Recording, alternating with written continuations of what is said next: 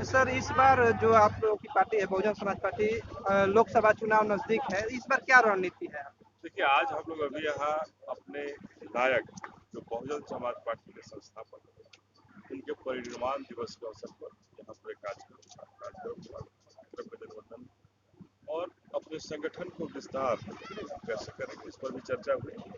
और निश्चित रूप से आपको बता देना चाहते हैं कि काराकाट लोकसभा में जो हम लोग हैं, काराकाट में हम लोग नीति से लड़ेंगे और काराकाट लोकसभा जीतेंगे हम, और जीतकर अपनी बहन जी को प्रधानमंत्री बनाने का जो रास्ता है उस रास्ता में। अच्छा सर, अभी जो बिहार सरकार द्वारा जातिगत जनगणना का आंकड़ा सार्वजनिक किया गया है, बहुत सारे दलों का प्रतिक्रिया भी आया है, इसको आप कैसे देखते हैं? देखिए, बहुजन समाज पार्टी इस जनगणना से बिल्कुल सहमत है और ऐसी जनगणना होनी चाहिए थी, जातिगत जनगणना होनी चाहिए थी, क्योंकि हमारे संस्थापक ने पहले भी कहा था कि जिसकी जितनी संख्या उसकी उतनी हिस्सेदारी।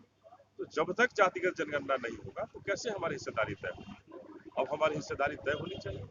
जिस जाति की जो संख्या है उसके हिसाब से धन, धरती और नौकरी, इन सबों में हमें चाहिए, जगह चाहिए। तो सर आज जो आपको आरक्षण नहीं दे करके अघोषित आरक्षण किसी वर्ग के लिए, किसी समुदाय के लिए अगर दिया जा रहा है, तो उसे अब हम विरोध करते हैं। बहुजन समाज पार्टी कहना चाहती है, जब जनगणना हुआ है, सर्वे हुआ है, तो उसके हिसाब से हमें हमारा अधिकार, हमें हमारा हक चाहिए। तो सर क्या लगता है आपको, ये जो सरकार है अभी मौजूदा सरकार बिहार में है, क्या ये केवल आंकड़ा ही सार्वजनिक की है या सही में जो जिसकी देखिए जितनी संख्या भारी है उसको उतना हिस्सेदारी सुनिश्चित कराएगी सरकार? देखिए ये तो अभी एक रिपोर्ट आया है कि किस जाति की क्या संख्या है, उसने इन्होंने बताने का काम किया है। अब तो मोदी सरकार है, अब इनको अपना स्पष्ट करना होगा। अगर विधानसभा में हम बहुजनों की आवाज अगर नहीं पहुंच पाती है, लोकसभा में हमारी बहना को इस्तीफा दे देना पड़ता है इसलिए कि हमारे दलित भाई की आवाज वहां नहीं पहुंच पा रही। इन सबों से सबक लेते हुए हमें हमारा जो अधिकार है, हमें हमारा जो हक है, जो संख्या के हिसाब से हमें मिलना चाहिए था, वो अगर मिलेगा तो वहां जरूर निश्चित रूप से जो सामंतवाद और मनुवादी व्यवस्था है वो ढहेगा और हमारे बहुजनों की आवाज वहां अच्छा, पहुंचेगी। इस बार बहुजन समाज पार्टी किसी पार्टी के साथ गठबंधन में जाएगी नहीं, लोकसभा चुनाव में? बहुजन समाज पार्टी बिल्कुल अकेले चुनाव लड़ रही है, और ये जो गठबंधन हुआ है, ये गठबंधन और अवसरवादिता का गठबंधन है। ये गठबंधन जनता को दरकिनार करने के लिए गठबंधन किया गया है। कि हम ये सांप नाथ और नागनाथ का गठबंधन, ये दोनों ही सांप हैं, दोनों ही जनता को डसने का काम करेंगे। कभी भी जनता को ये खुशहाल नहीं देखने वाले लोग हैं, ये हमेशा उनको डसने के काम किए। चुनावी मुद्दा क्या रहने वाला है सर? देखिए, चुनावी मुद्दा तो चुनाव के समय होगा।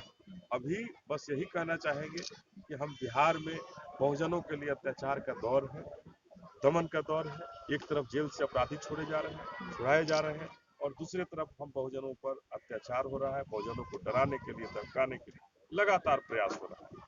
बहुजन समाज पार्टी इसका डटकर मुकाबला करेगी, और ये जो हो रहा है इसके न्याय दिलाने के लिए जब तक न्याय नहीं मिलेगा, उन परिवारों के साथ आदरणीय बहना जी के नेतृत्व में हम वहाँ खड़े रहेंगे। सर जहां आप कह रहे हैं कि जातिगत जनगणना का आंकड़ा जो है सही है, लेकिन आप ही के जो बक्सर के सुभाष अम्बेडकर जी हैं, वो बता रहे हैं कि हम लोग के यहाँ जनगणना भी नहीं किया गया।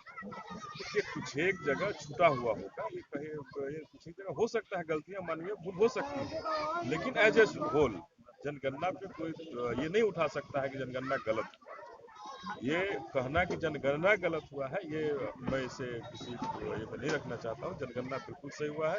कहीं छूट हो सकती है, मानवीय भूल हो सकती है, मानवीय भूल को स्वीकार करना होगा। लेकिन जनगणना में जो जातियों का प्रतिशत बताया गया है, उसमें बस यही किया गया है कि किसी जाति का पूरा रखा गया है और किसी को जातियों में, उपजातियों में विखंडित कर दिया गया है। ये गलत हुआ है। अगर जातियों का जनगणना था तो उपजातियों का जनगणना नहीं होना चाहिए था, जातियों के साथ सबका होना चाहिए था। उसमें ये गलती हुई है। जातिगत जनगणना का जो आंकड़े आया है, मतलब कि 90% लगभग उसमें बहुजन समाज है।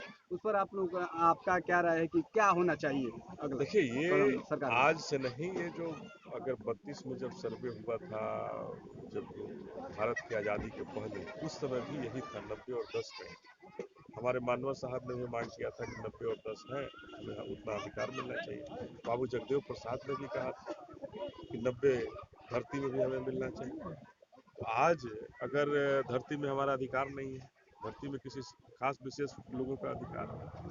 तो हमें वहाँ अधिकार चाहिए, हमें वहाँ हक चाहिए, और ये तब तक संभव नहीं है जब तक हमारी बहुजन समाज पार्टी की प्रधानमंत्री बहन मायावती नहीं बन जाए, तब तक ये सर संभव जिस नहीं। तरह से बिहार सरकार ने जातिगत जनगणना कराया, क्या आपको नहीं लगता है कि भूमि सुधार कानून भी बिहार में लागू होनी चाहिए? देखिए, भूमि सुधार कानून नहीं लागू होना चाहिए, भूमि को जो भूमिहीन है उनके बीच में बांटने का काम होना चाहिए।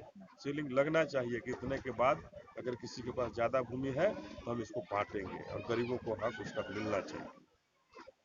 चलिए, आपने जानकारी दिया, इसके लिए बहुत बहुत धन्यवाद।